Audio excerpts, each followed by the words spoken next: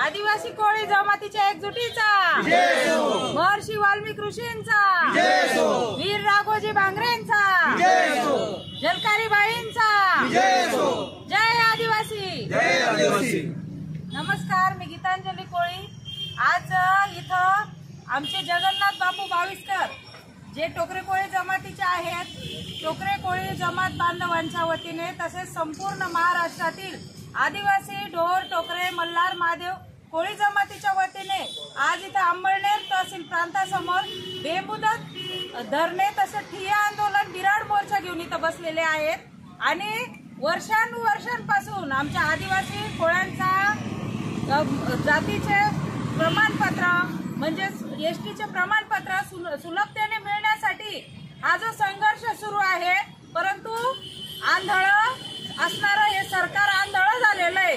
शिंदे, फडणवीस, अजित पवार नावाचं 3 मुख्यमंत्री उपमुख्यमंत्र्यांचं सरकार आहे, अक्षरशः आंधळ झालेलं आहे।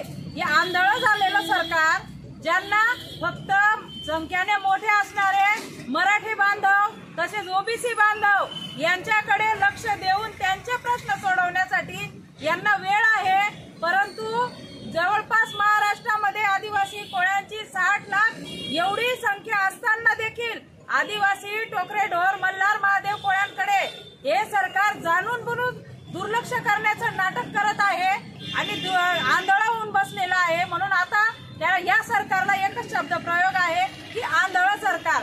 आंधळ सरकार याच्यावरून की गेल्या 40 वर्षापासून आमचा संघर्ष सुरू आहे आदिवासी कोळ्यांचा, तो देखील अनेक सरकारांना दिसला नाही। 2014चा मुंबई येथील देता का जाता जेव्हा मोठा आदिवासी टोकरे कोळी ढोर कोळी मल्हार महादेव कोळ्यांचा मुंबईला मोठा मोर्चा झाला, त्यावेळेस देवेंद्र फडणवीस हे त्या मोर्चाच्या अध्यक्षस्थानी म्हणून आलेले होते।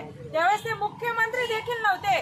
त्यावेळेस त्यांनी आश्वासन दिलं होतं की मी जर मुख्यमंत्री झालो तर तुम्हाला सुलभपणे प्रमाणपत्र कसे मिळतील,